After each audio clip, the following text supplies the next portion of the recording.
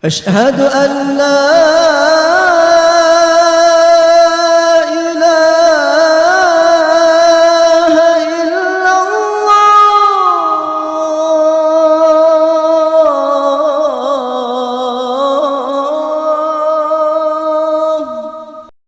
Assalamualaikum warahmatullahi wabarakatuh.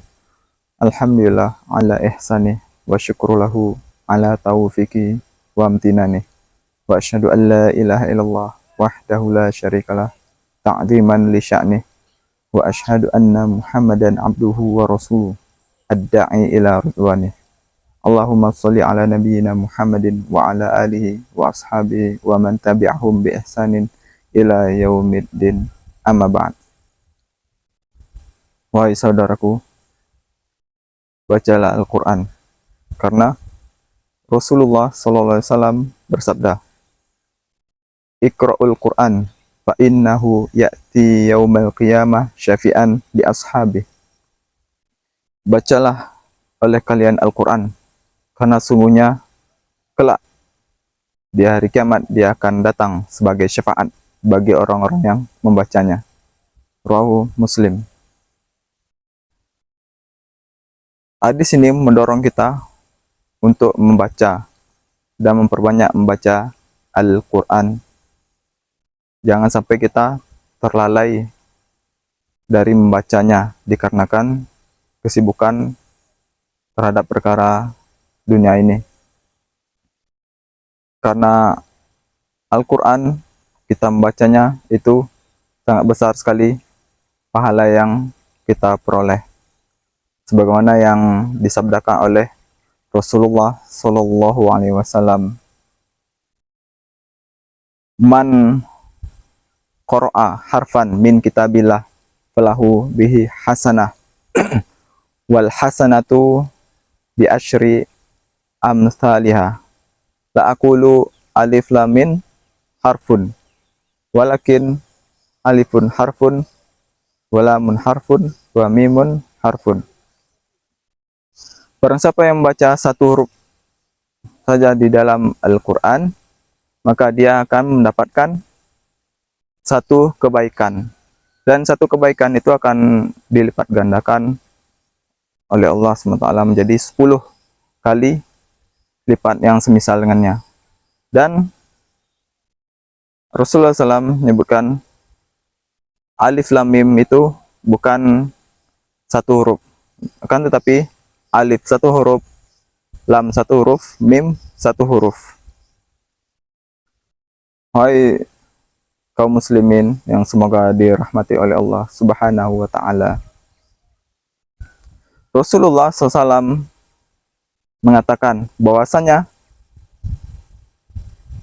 sebaik-baiknya orang yaitu mereka yang belajar dan mengajarkan Al-Quran, sebagaimana yang disabdakan oleh beliau Sallallahu Alaihi Wasallam, khairukum man ta'allama al-Quran wa 'allamah. Sebaik-baiknya kalian yaitu yang mempelajari Al-Quran dan yang mengajarkannya.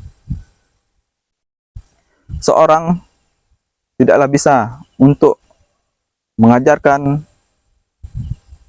Al-Quran kepada orang lain, hukum-hukumnya, kaidah-kaidah cara membacanya dengan baik dan benar, kecuali dia harus belajar terlebih dahulu. Setelah mantap ilmunya, baru dia bisa untuk mengajarkan ke orang lain, atau dia mendapatkan rekomendasi dari ustadz yang dia belajar darinya, atau yang dia mendapatkan sanad Al-Quran atau sanad ilmu tajwid yang dia bisa untuk mengajarkan orang lain, maka pada itu dia boleh untuk mengajarkannya. Karena hukum dari baca Al-Quran ini, fardu ain. Adapun mengajarkannya itu fardu kifayah. Maka seorang apabila dia hendak membaca Al-Quran, maka wajib bagi dia untuk membacanya sesuai dengan hukum-hukum, kaidah-kaidah cara membaca Al-Quran dengan baik dan benar.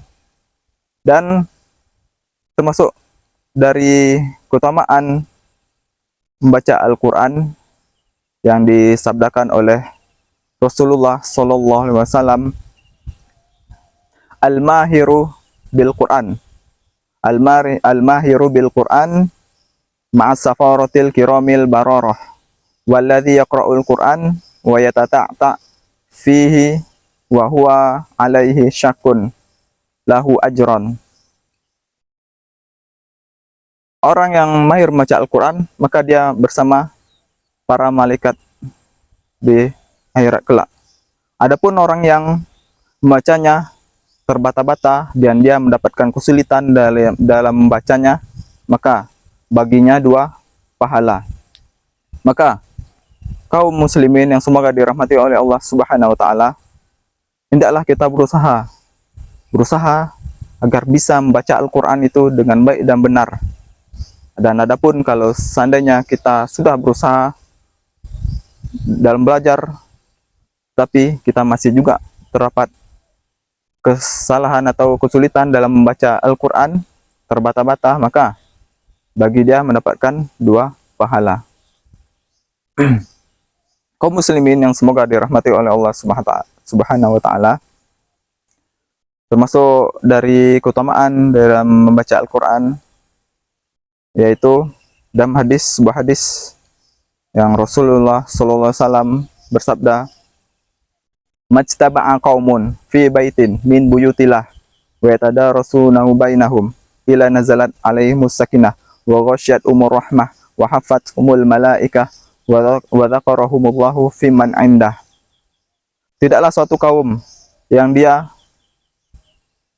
berjalan dari satu rumah dari rumah-rumah Allah, maksudnya masjid, yang mana mereka mempelajari dan saling mengajar Al-Quran, tidak lain akan mereka peroleh ila nazalat alaihimus sakinah, yaitu ketenangan yang akan mereka peroleh, wa ghasyat umur rahmah, dan mereka akan diliputi oleh rahmat,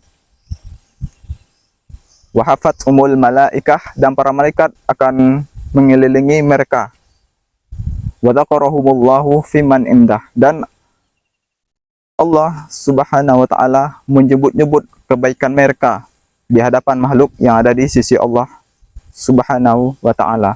Insyaallah begitu besarnya keutamaan dari membaca Al-Quran, dan masih banyak lagi dalil-dalil baik di dalam Al-Quran maupun dalam hadis Rasulullah SAW yang menjelaskan tentang keutamaan dari membaca Al-Quran. Semoga bermanfaat. Subhanakallahumma wa bihamdik, asyhadu an la ilaha illa anta, astaghfiruka wa atubu ilaik. Wassalamualaikum warahmatullahi wabarakatuh.